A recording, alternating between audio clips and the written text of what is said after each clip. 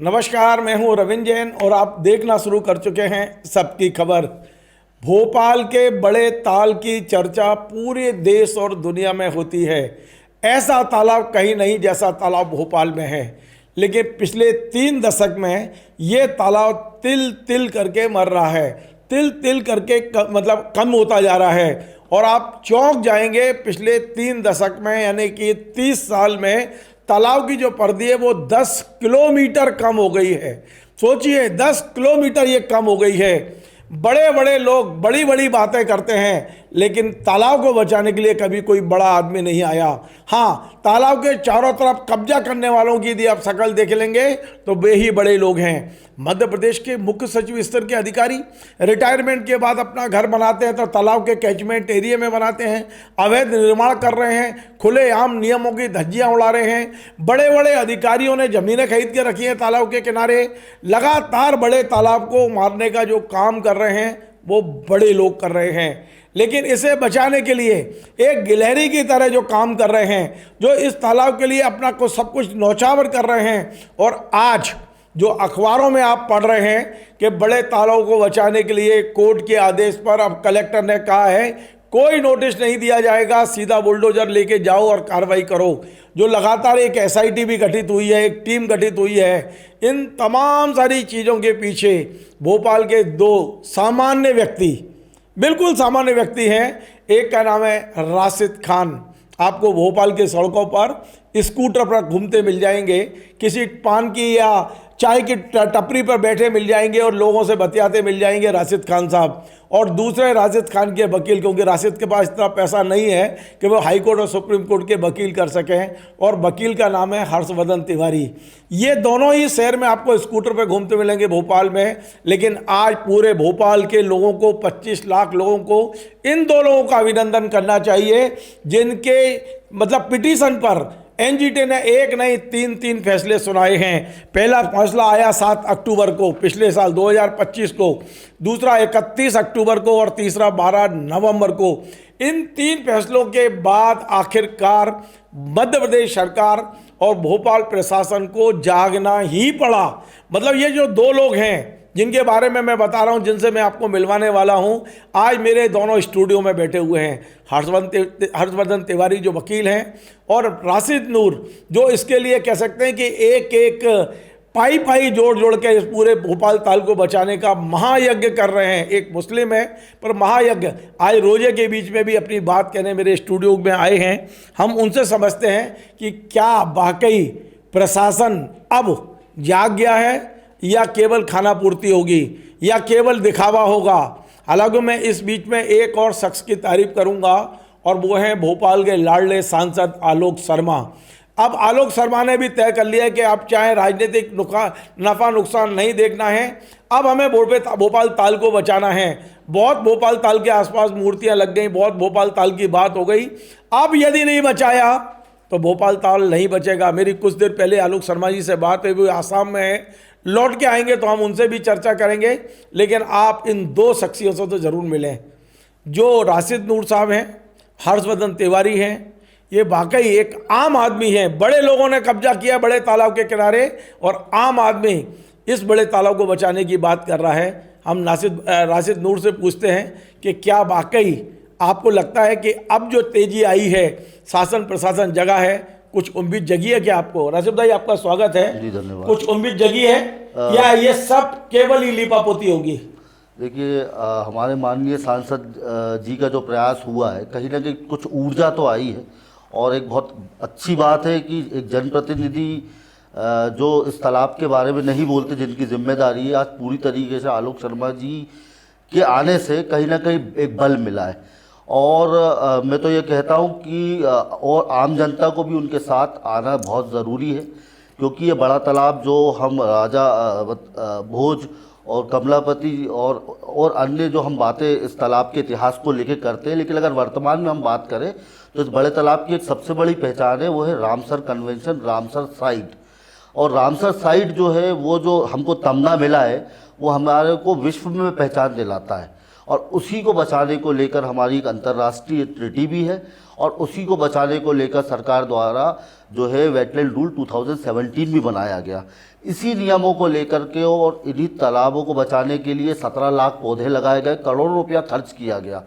लेकिन इन्हीं नियमों को तोड़ते हुए जब हमने तालाब के आसपास देखा कि बड़े भवनों का निर्माण हो गया और कहीं ना कहीं जो है अवैध कॉलोनियों का कारोबार पसरा, जब हम गए वहाँ और हमने एक चीज़ों को नोटिस किया कि जब हमने पूछा लोगों से कि यहाँ कॉलोनी काट रहे हो और यहाँ कैसे बनाएंगे, कैसे इसको करेंगे, तो उदाहरण के तौर पे उन्होंने कई बड़े अधिकारियों को, नेताओं का हवाला दिया कि जब इनके बन गए, इनके नहीं टूटेंगे तो आपके कहाँ से टूटेंगे। तो इस प्रकार से ये चारों तरफ फैलता चला गया। इसी तालाब के आसपास जो है शादी गार्डन, मैरिज गार्डन, तमाम प्रकार की चीज़ें बनती चली गई, और जो कहीं ना कहीं इसको बहुत नुकसान पहुंचाती है, क्योंकि इसी तालाब जो वेटलैंड है। लेकिन राशिद भाई, सवाल आज वो नहीं है, ये हो रहा है, ये सबको पता है। मैं आपको क्षमा चाहते हुए, रोकते हुए ये जानना चाहता हूं कि अब जो कार्रवाई प्रशासन कर रहा है, आज का दैनिक भास्कर हमने पढ़ा कि उन्होंने लाइन डाल दी है वीआईपी रोड से कि इतना एरिया में अब कोई नोटिस की जरूरत नहीं है, अब तो बुलडोजर ले जाके तोड़ो। आपको लगता है कि ये कार्रवाई अब वाकई होती हुई दिखेगी?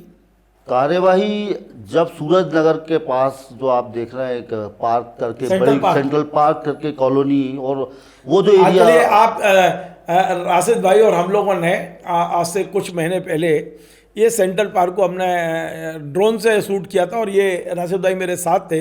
आज मैं वो पुराने विजुअल दिखाता हूँ किस तरह से ये बड़े लोगों की कॉलोनी बड़े तालाब को नष्ट करने के लिए, जरा ये विजुअल देखिए आप, बड़े तालाब का पानी कहाँ है और कहाँ तक ये कॉलोनी बनती चली जा रही थी। हमने ये उस समय दिखाई और उस वक्त इसका निर्माण कार्य रोक दिया गया, आज भी रुका हुआ है। मैं पहले आपको विजुअल दिखा दूँ, फिर मैं राशिद भाई से बात करता हूँ।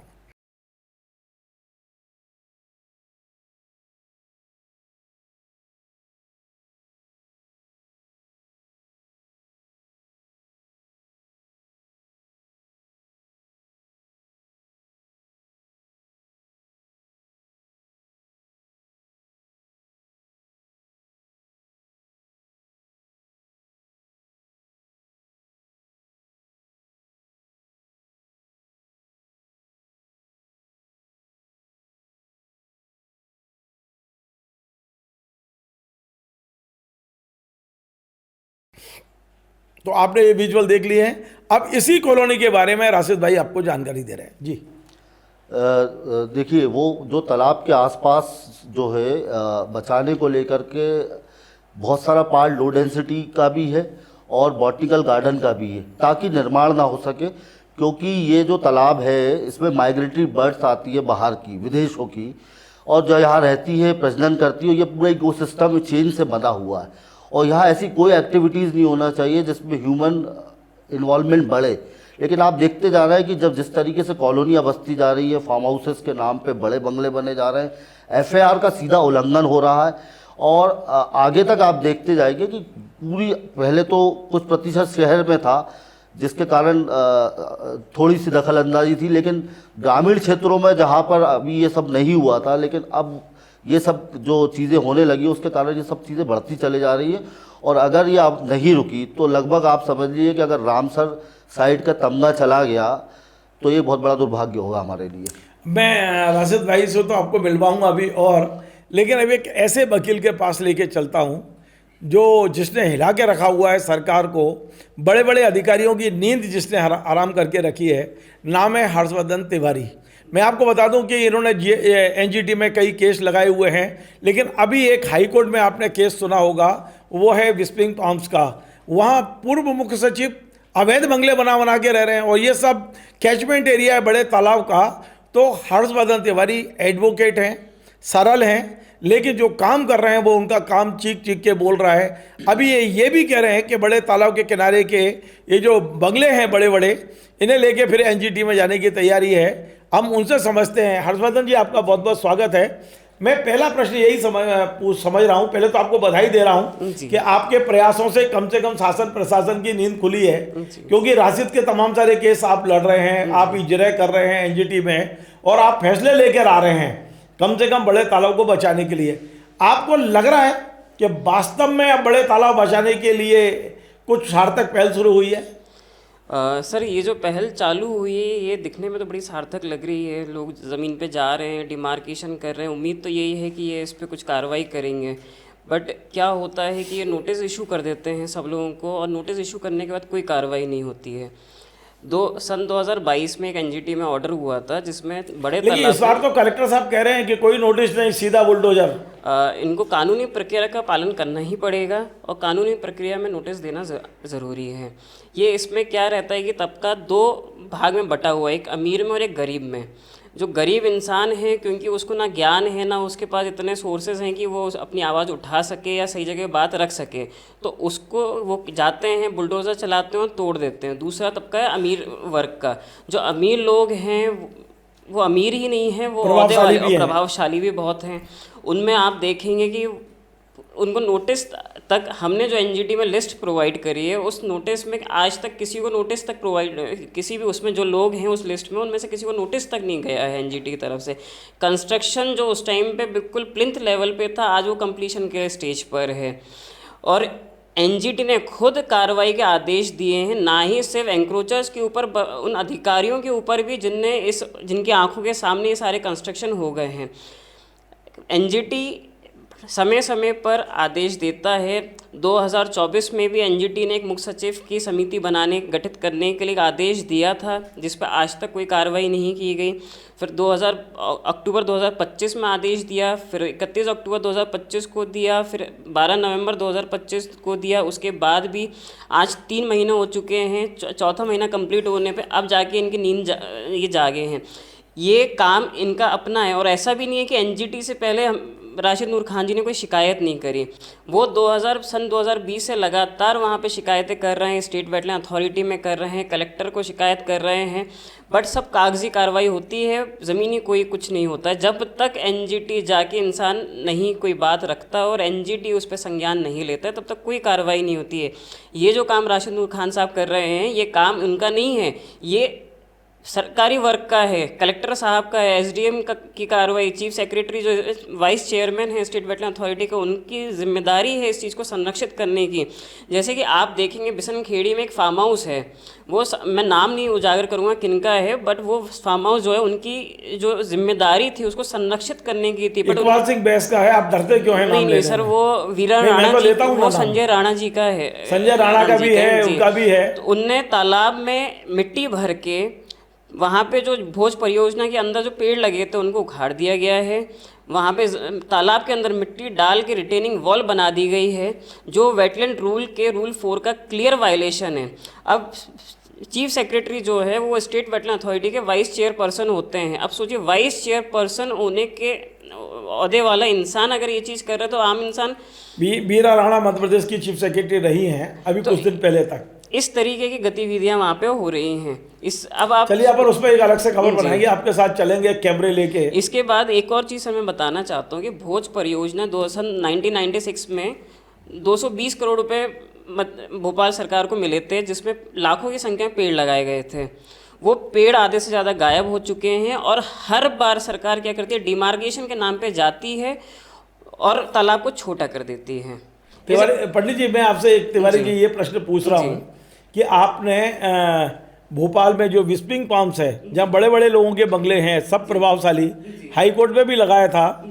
अब एक सवाल मेरा बड़ा स्पेसिफिक है कि भोपाल के संभागायुक्त, जिनकी ये जिम्मेदारी है कि ये बड़े तालाब को बचाया जाए, कैचमेंट एरिया को बचाया जाए, उन्होंने खुद उसी कॉलोनी में अपना मकान बनाने की तैयारी की है या बना लिया है, संजीव सिंह ने। तो जो व्यक्ति खुद, मतलब अभी इस समय पद पे बैठे हैं, चलिए वीरा राणा रिटायर हो गई, जोलानिया जी रिटायर हो गए, मोहंती जी रिटायर हो गए, बीपी सिंह रिटायर हो गए, ये लोग बना रहे हैं, लेकिन इस समय संभाग आयुक्त भी यदि अवैध कॉलोनी में मकान बनाते हैं तो कैसे भोपाल ताल को बचाया जाएगा? सर, ये विस्प्रिंग पाम कॉलोनी की बात कर रहे हैं आपकी, बड़े तालाब विस्प्रिंग पाम देखिए, उसका वो लो डेंसिटी एरिया में आता है। उसकी जो रोड है वो वाटर रिसोर्स डिपार्टमेंट के अपने खुद के नक्शे के अकॉर्डिंग वो सबमर्ज एरिया में आती है। जो कलियासोत नदी है, डैम है, वो वेटलैंड है, उससे 50 मीटर की दूरी तक कोई कंस्ट्रक्शन नहीं हो सकता। उसके बाद जो कंस्ट्रक्शन हो सकता है वो सिर्फ और सिर्फ 0.06 FAR पे हो सकता है, मतलब 10,000 के मिनिमम एरिया पे 600 स्क्वायर फीट का कंस्ट्रक्शन हो सकता है। बट वहाँ पे क्या हो रहा है, 7-7, 8-8 हज़ार स्क्वायर फीट के कंस्ट्रक्शन हुए हैं।